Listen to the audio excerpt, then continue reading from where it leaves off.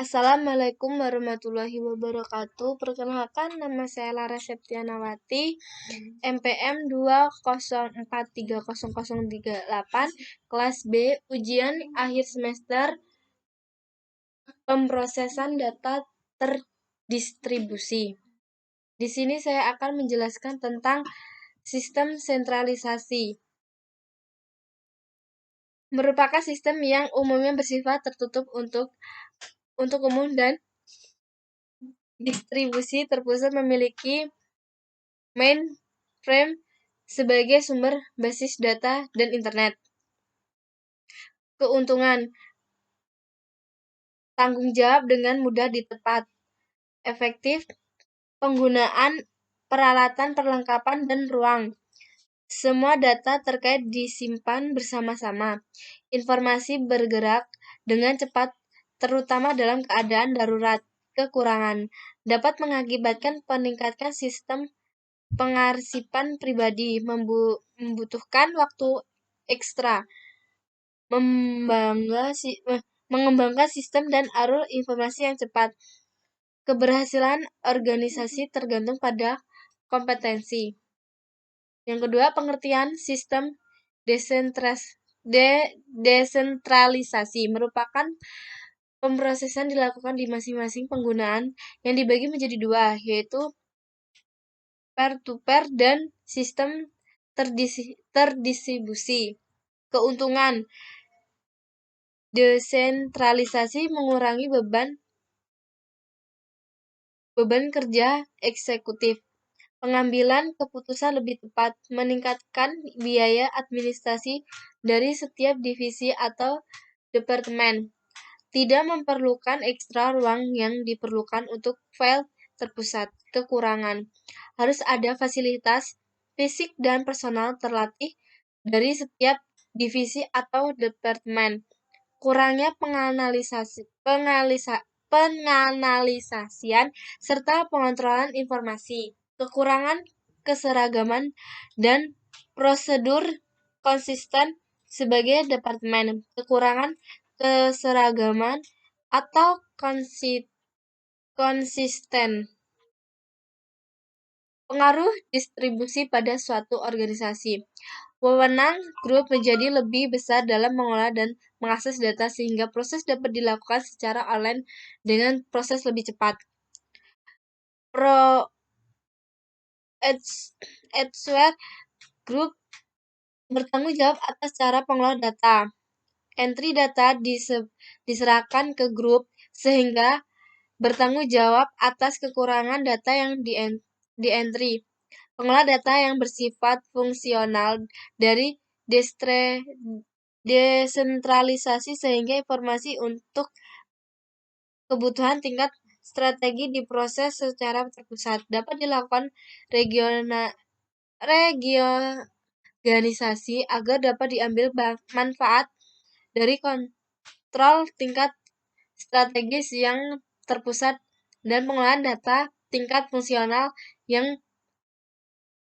terdesentralisasi sepenuhnya. Data processing serta departemen lainnya yang terkait merupakan contoh utama yang akan terkena restrukturasi pada organisasi.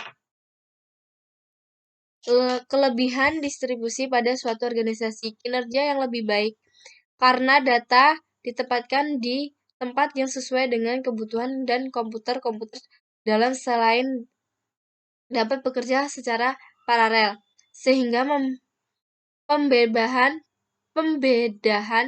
pada komputer menjadi seimbang. Alasan ekonomis yaitu bahwa merancang sistem yang terdiri atas jaringan komputer kecil dibandingkan dengan mengimplementasikan komputer tunggal yang canggih. Alasan organisasi dan otonomi pada sistem-sistem yang berpartisipasi, misal pada satu kantor berusaha terdapat beberapa departemen dengan pengelolaan data terdistribusi.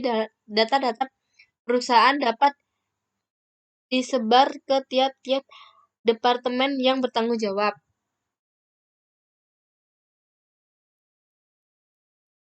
Kekurangan distribusi pada organisasi.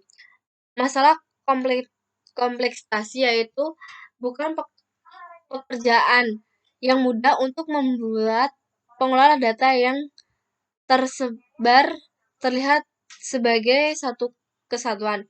Masalah desain yaitu bahwa desain yang dibuat harus memperhatikan arsitektur komputer yang terdiri atas sistem-sistem yang terpisah. Selain itu juga memperhatikan data yang difragmentasi ke dalam lokasi berlainan. Keamanan data yaitu bukan hanya satu sistem yang harus diberbeli proteksi keamanan data.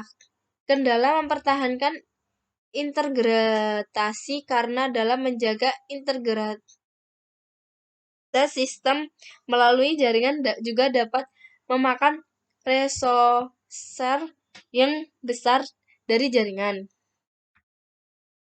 Sistem yang terintegrasi dan sistem yang tidak terintegrasi. Satu, sistem terintegrasi merupakan sebuah rangkaian proses untuk menghubungkan beberapa sistem komputerasi dan software aplikasi baik secara fisik maupun secara fungsional. Keuntungan dari integrasi sistem ini adalah membaiknya suatu arus informasi dalam sebuah organisasi. Contoh sistem integrasi yang diterapkan meliputi banyak hal, misalnya saja di bidang layanan kesehatan berupa data pasien sebelum melakukan penanganan medis.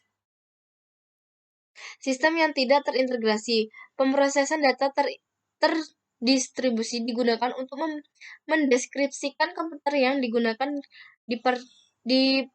di departemen pemakaian yang sedikit hubungannya dengan sistem yang lebih tinggi tingkatnya, agar pemakaian mengerjakan pekerjaan mereka sendiri. Jadi manajemennya berbeda, program aplikasi berbeda. Data disimpan dengan rancangan sendiri, namun mereka sering mengirim transaksi atau pemakaian suatu sistem menggunakan program yang lainnya. Tujuan utama pengelolaan data terdistribusi dan hal teknis yang diperlukan untuk mencapai tujuan. 1. Tujuan pengelolaan data terdistribusi. Otonomi lokal. Memberikan tingkat otonomi lokal dalam komputasi kepada kelompok pemakai lokal.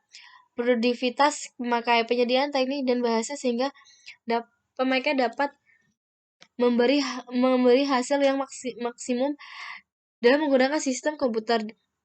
Dialog digital membuat terminal mudah digunakan dengan struktur dialog yang menghasilkan inteligensia yang terdistribusi. Jarak menjadi titik nyata. Membuat jarak menjadi titik nyata dengan menggunakan jaringan yang sesuai rancangannya. Privasi dan keamanan. Mencegah pengaksesan data dan seluruh sumber daya tanpa izin dan melindungi data dari kegagalan maupun kejahatan. Proteksi program dan struktur data logi yang ada tidak perlu dikerjakan kembali ketika perubahan sistem atau program lain dibuat.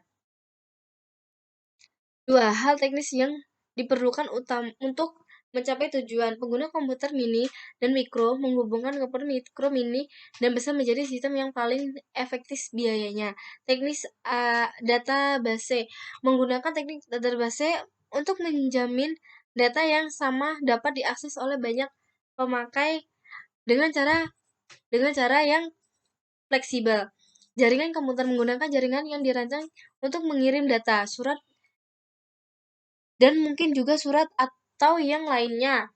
Kontrol saluran dan standar. Menggunakan prosedur kontrol saluran yang standar untuk menghubungkan terminal-terminal dan untuk interkoneksi komputer. Keamanan. Menggunakan teknis keamanan yang ketat jika diperlukan.